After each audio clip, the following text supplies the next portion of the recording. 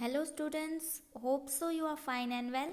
Today we are going to start our part 5 of revision of essay 1. So be ready for it. Today we will see question number 4C and question number 4D. And in previous video we had seen question number 4A and question number 4B. So आज हम question number 4 और question number 4C and D देखेंगे जो आपको compulsory grammar की note में लिख लेना है. Now question number 4C is write the past participle form यानी कि V3 of following verbs. अब यहाँ पर हमें कुछ verbs दिए गए होंगे जो V1 होंगे तो हमें उसका past participle form यानी कि V3 लिखना है. past tense form होता तो V2 होता पर यहाँ पर हमें V3 लिखना है. Now first is dig. तो dig है वो V1 यानी कि present tense का form है V1 है. हमें यहाँ पर V3 लिखना है तो उसका V3 क्या होता है डग. डिग डग डग इस तरह V1 V2 और V3 होते हैं तो हमें यहाँ पर V3 लिखना है यानी कि डग. फिर फ्लाई तो फ्लाई का V1 होता है फ्लाई, फ्लू और फ्लॉन. इस तरह V2 और V3 होते हैं तो हमें यहाँ पर V3 फ्लॉन लिखना है. Now third one is stand तो उसका V3 क्या हो जाएगा stood.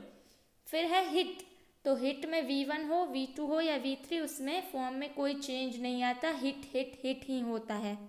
Fifth one is fall तो फॉल का V2 होता है फेल तो हमें यहाँ पर लिखना है V3 जो कि होता है फॉलन. सिक्स्थ इज सी तो सी का V3 क्या हो जाएगा सिन. सी सो सिन. नाउ सेवेंथ इज गो तो गो का V2 होता है वेंट और V3 होता है गॉन. हमें यहाँ पर V3 लिखना है gone. Eighth one is have तो हैव का V3 फॉर्म यानी कि पास्ट पार्टिसिपल फॉर्म क्या हो जाएगा had. And the last is lead तो लीड का V2 और V3 होता है लैड तो हमें यहाँ पर V3 लिख देना है लैड. ये सारे जो V1 V2 V3 है हमारी जो ग्रामर की वर्कशीट है उसमें असाइनमेंट 13 में बहुत सारे V1 V2 और V3 के एग्जाम्पल्स दिए गए हैं जो आपको एक बार देखकर याद रख लेने हैं. आज हमने जो 10 किए हैं वो आपको कंपलसरी हमारी ग्रामर की बुक में as a revision of S7 compulsory लिखने ही हैं और जो बुक में है वो आपको एक बार पढ़कर याद कर लेने हैं. Okay.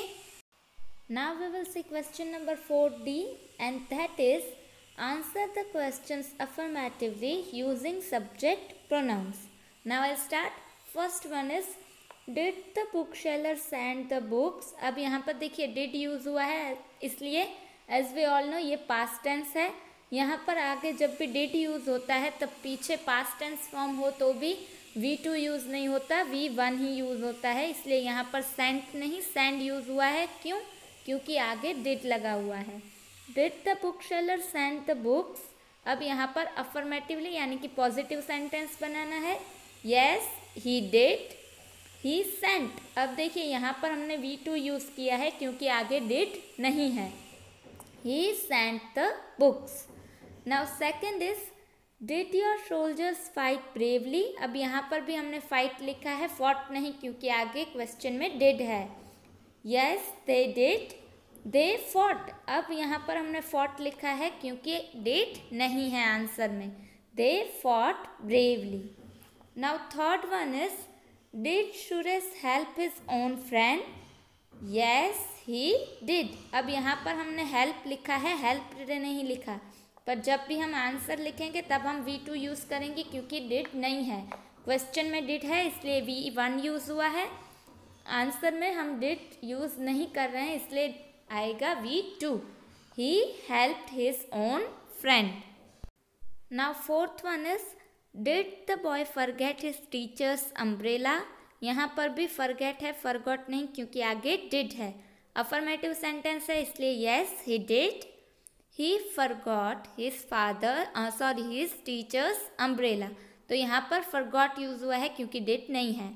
Now fifth one is Did Tom win the game? Yes he did. He won the game. He won क्यों यूज़ हुआ है क्योंकि आगे डिड नहीं है इसलिए V2 आएगा. डिड जब भी यूज़ होता है सेंटेंस में तो वो हमें सजेस्ट करता है कि जो सेंटेंस है वो पास्ट टेंस का है. ओके.